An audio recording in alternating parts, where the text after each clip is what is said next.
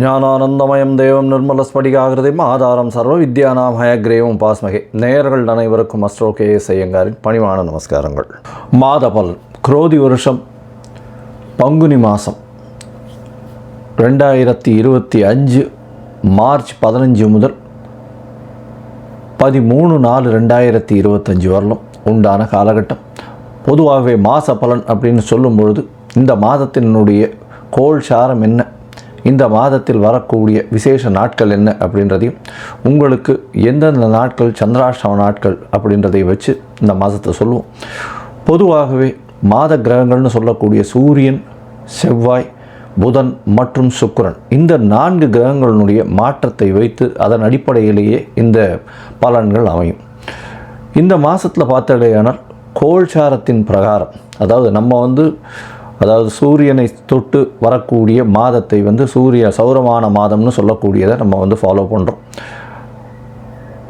ஆந்திரா, கர்நாடகா இந்த மாதிரியான ஸ்டேட், அதாவது மாநிலங்கள்லாம் பார்த்திங்கன்னா அவங்க சந்திரமான மாதங்கள் அப்படின்னு சொல்லக்கூடியதை ஃபாலோ பண்ணுறாங்க. சந்திரமான மாதம் அப்படின்னு சொல்லக்கூடியது பௌர்ணமிக்கு அடுத்த நாளோ அமாவாசைக்கு அடுத்த நாளோ வரக்கூடிய பிரதமையை எடுத்து மாதத்தின் முதல் நாளாக கொண்டு செய்யக்கூடியது.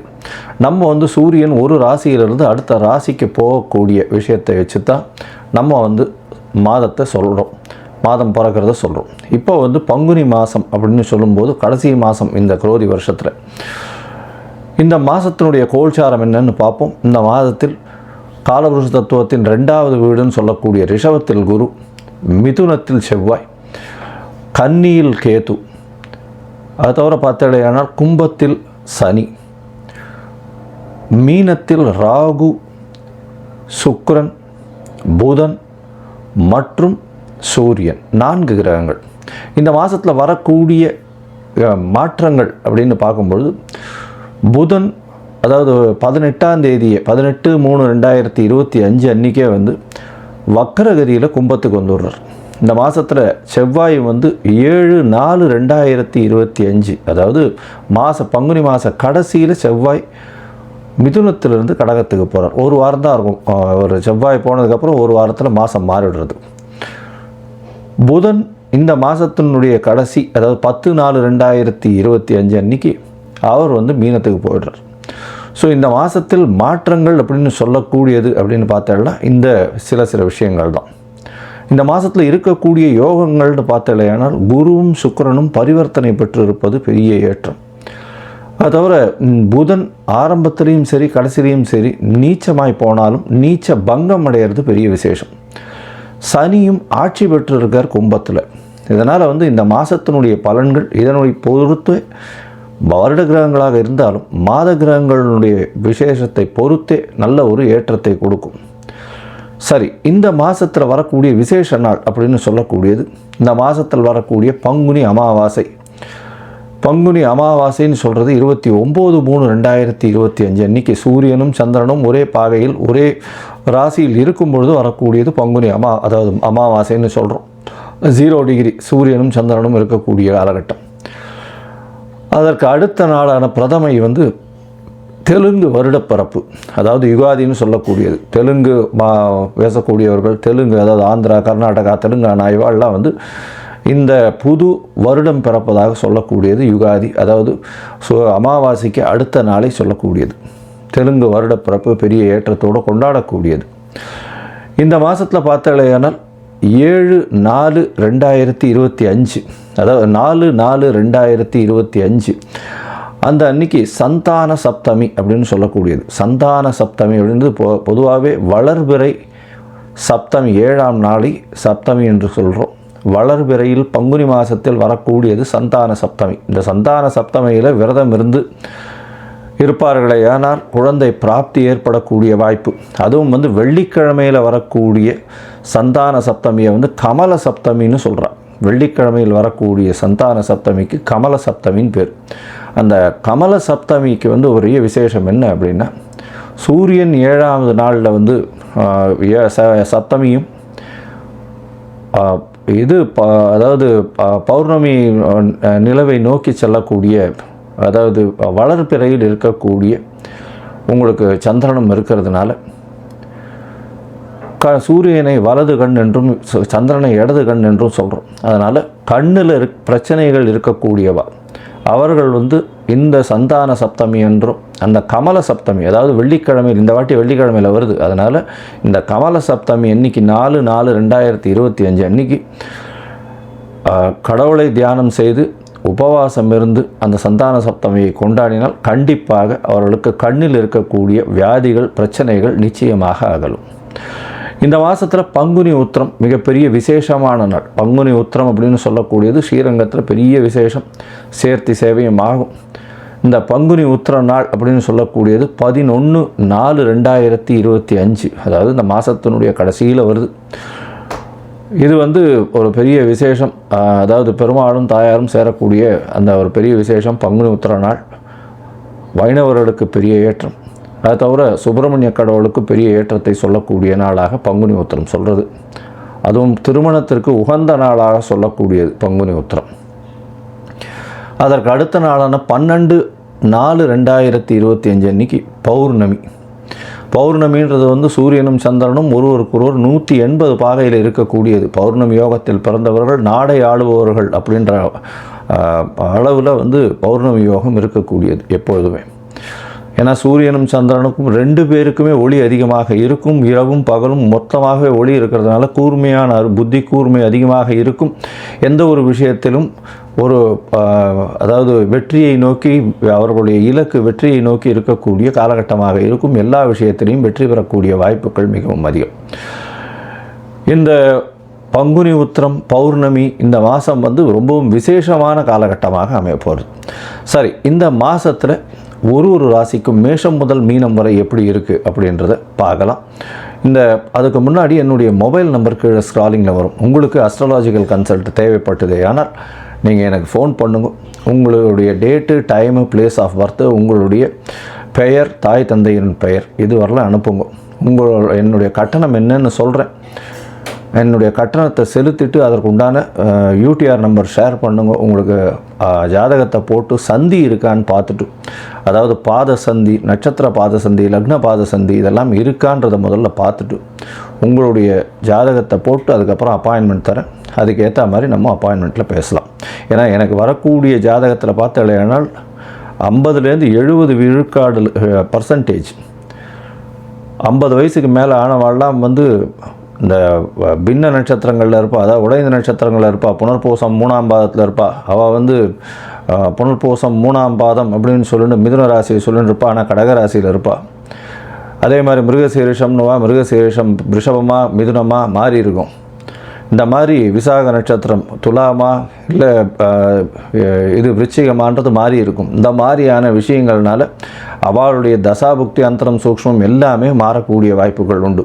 அதை தவிர பார்த்தோம்னா லக்ன சந்தியும் வந்துடுத்துறையானால் இந்த ஒரு லக்னத்துக்கும் ஒரு சுபர் பாவர் அசுபர் இதெல்லாம் இருக்கக்கூடிய வாய்ப்பு. அதனால் இவளுக்கு நல்ல நேரம் நடந்துட்டுருக்குன்னு நினச்சிட்டு இருப்பா, ஆனால் எந்த ஒரு விஷயமும் கைகூடி வராது. அது ஒரு மிகப்பெரிய பிரச்சனையில் போய் விட்டுருக்கும். அதனால் அவளுக்கே புரியாது. முதல்ல இந்த சந்தி இருக்கான்றதை செக் பண்ணிவிட்டு பார்த்துட்டு ஜாதகத்தை போட்டதுக்கு அப்புறம்தான் உங்களுக்கு நாங்கள் அப்பாயின்மெண்ட் தர முடியும். சரி, இப்போது பங்குனி மாதம் குரோதி வருஷம் மேஷம் முதல் மீனம் வரை 15/3/2025 முதல் 13/4/2025 வரை உண்டான காலகட்டத்தில் எப்படி இருக்குன்றதை ஒன்றொன்னா வருஷப்படுத்தி பார்க்கலாம். மீனம், பூரட்டாதி, உத்திரட்டாதி, ரேவதி இந்த 3 நட்சத்திரம் 9 பாதங்களை கொண்ட ராசி. ராசியின் அதிபதி அப்படின்னு சொல்லக்கூடியவர் குரு. ராசிக்கு 3ஆம் இடத்துல இருக்கார். 3ஆம் இடத்துல இருக்கக்கூடிய குரு பரிவர்த்தனை யோகத்தில் ஆட்சி பெற்று போகிறார். அதனால் எடுத்த காரியங்கள் அனைத்திலும் வெற்றி, அதாவது தீர்க்கமான உடல்நிலை இருக்கக்கூடிய காலகட்டமாக அமையப்போகிறது. இந்த மீனராசிக்காரர்களை பொறுத்தவரையிலும் பார்த்தாலேனா உங்கள் உடல்நிலையில் நல்ல ஒரு ஏற்றம் இருக்கும். உங்களுடைய ராசிக்கு 3/8 அதிபதி உச்சம் பெற்றிருந்தாலும் பரிவர்த்தனை யோகத்தில் குரு உச்சம் பெற்றதற்கு, குரு ஆட்சி பெற்றதற்கு சமம். அதனால் தீர்க்கமான சிந்தனை இருக்கும். எடுத்த காரியங்கள் அனைத்திலும் வெற்றி பெறக்கூடிய வாய்ப்புகள் நிச்சயமாக உண்டு. இந்த மாதம், அதாவது பங்குனி மாதத்தில் பார்த்தாலேயானால் 15/3/2025 13/4/2025 வரலும் உண்டான காலகட்டத்தில் உங்களுடைய பொதுவாகவே மாத கிரகங்கள்னு சொல்லக்கூடிய சூரியன், செவ்வாய், புதன் மற்றும் சுக்கிரனுடைய அதாவது மூமெண்ட்ஸ், அதாவது அதனுடைய மாற்றங்களை வச்சு தான் வந்து பலன்களை சொல்லும். இந்த மாதத்தில் பார்த்தோம்னா சூரியன் உங்களுடைய ராசிக்கு 6ஆம் அதிபதி உங்களுடைய ராசியிலே இருக்கிறதும், குருவினுடைய பரிவர்த்தனையும் ஆட்சி பெற்றதற்கு சமமாக இருக்கிறதுனாலையும் அரசாங்கம், அரசியல், அரசு சம்பந்தமான துறைகளில் இருக்கிறவாளுக்கு பெரிய ஏற்றம் கிடைக்கக்கூடிய காலகட்டமாக அமைய போகிறது. அது தவிர பார்த்தோம்னா போட்டி என்று வரக்கூடிய எல்லா விதமான விஷயத்திலையும் வெற்றி கிடைக்கக்கூடிய காலகட்டமாக அமைய போகிறது. புதிய வீடு மனை அமையக்கூடிய பாக்கியங்கள் நிச்சயமாக இருக்கும். இதை தவிர எதிர்பாலினத்தவரோட சற்று பிரச்சனைகள் இருக்கும், இருந்தாலும் அது சுமூகமாக தீரக்கூடிய வாய்ப்புகள் நிச்சயமாக உண்டு. பார்ட்னர்ஷிப் தொழிலில் கொஞ்சம் இன்வெஸ்ட்மெண்ட்டை ஜாகிரதையாக போடுறது நல்லது. 12ஆம் இடத்துல இருக்கக்கூடிய சனி பகவான் சற்று அலைச்சலை ஏற்படுத்தக்கூடிய வாய்ப்புகளும், வெளிநாடு வெளியூர் போயிட்டு வரக்கூடிய வாய்ப்பும், வேலையில் மாற்றங்களையும் ஏற்படுத்தக்கூடிய பாக்கியம் நிச்சயமாக உண்டு.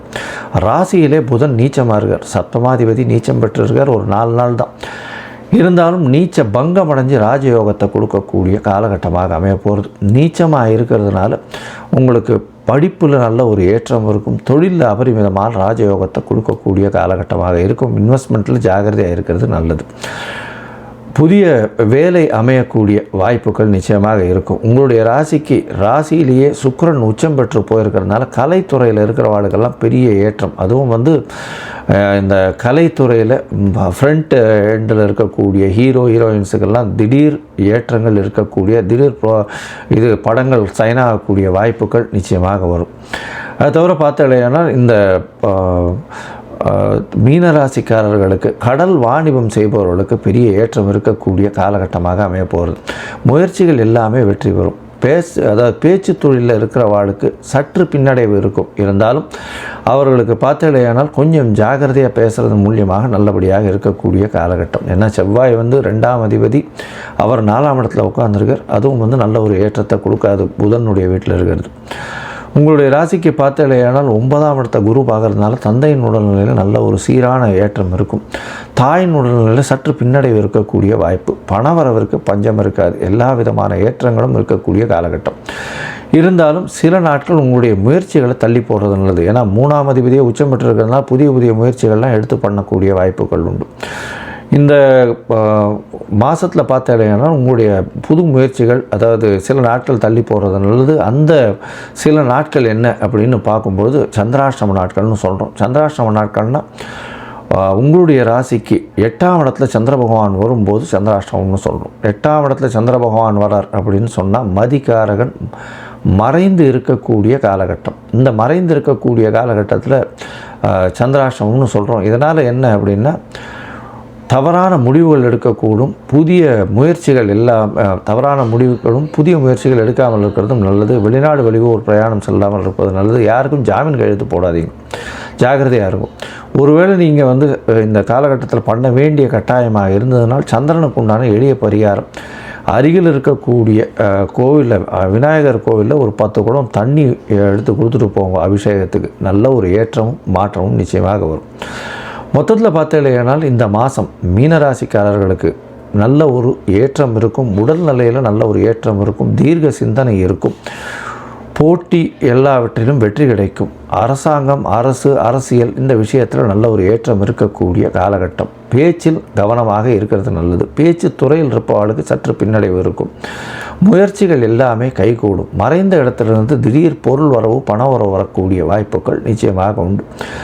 ஏற்றங்கள் அதிகமாக இருக்கும். தாயின் உடல்நிலையில் நல்ல ஒரு ஏற்றம் இருக்கக்கூடிய, தாயின் உடல்நிலை சற்று பின்னடையும், தந்தை உடல்நிலையில் நல்ல ஒரு ஏற்றம் இருக்கக்கூடிய காலகட்டமாக அமையும். தொழிலில் மாற்றங்கள் ஏற்படக்கூடிய பாக்கியம் நிச்சயமாக உண்டு. கூட்டு தொழிலில் இன்வெஸ்ட்மெண்ட்டு கொஞ்சம் ஜாகிரதையாக இருக்கிறது நல்லது. எல்லா விஷயத்திலும் நல்ல ஒரு ஏற்றம் இருக்கக்கூடிய மாதமாக இந்த பங்குனி மாதம் இந்த மீனராசிக்காரர்களுக்கு அமையிறது. இந்த மீனராசிக்காரர்கள் கடல் வாணிபம் செய்பவர்கள், அதை தவிர ப்ரொஃபஸர்ஸு, டீச்சர்ஸு, அதை தவிர பணம் வச்சு வியாபாரம் பண்ணுறவங்க, தங்க முதலீடுகள் வியாபாரம் செய்பவர்கள், அதை தவிர தங்க கடைகள், நகாசு வேலைகள் செய்பவர்களுக்கு நல்ல ஒரு ஏற்றம் கிடைக்கக்கூடிய காலகட்டமாக அமையும். டீச்சர்ஸு, ப்ரொஃபஸர்ஸு, புரோகிதர்கள் இவாளுக்கெல்லாம் நல்ல ஒரு ஏற்றம் இருக்கக்கூடிய வாய்ப்புகள் உண்டு. இந்த மாதத்தில் பார்த்தேனால் உங்களுடைய ராசிக்கு நீங்கள் வந்து இந்த திருப்புல்லானி போயிட்டு ஆதி ஜெகநாதரை போய், அதாவது ஜெகநாத பெருமாளை போய் வேண்டிண்டு எந்த ஒரு விஷயத்தையும் பண்ணுங்க, உங்களுக்கு எல்லா விதமான ஏற்றங்களும் கிடைக்கும். அதாவது 3 ஜெகநாதர் சொல்லுவா. ஒன்று ஆதி ஜெகநாதர், அதுக்கப்புறம் வந்து திருப்புல்லானியில் இருக்கவர், அதுக்கப்புறம் திருமழிசையில் இருக்கவர் பூரி ஜெகநாதர். 3 ஜெகநாதரை சொல்லுவாள். 3 ஜெகநாதர் தான் ரொம்பவுமே விசேஷம். இந்த ஜெகநாத பெருமாளை வேண்டிண்டா எந்த ஒரு விஷயத்திலும் வெற்றி கிடைக்கும் அப்படின்றது ராமனுக்கும் வந்து ராமாயணத்திலையும் சொல்லியிருக்கு. அதனால் எல்லா விதமான ஏற்றங்களும் கிடைக்கக்கூடிய காலகட்டமாக அமையும். ஜெகநாதரை போய் வேண்டிக்கிறதன் மூலியமாக குழந்தை பிராப்தியாக இருக்கட்டும், அங்கே நடக்கக்கூடிய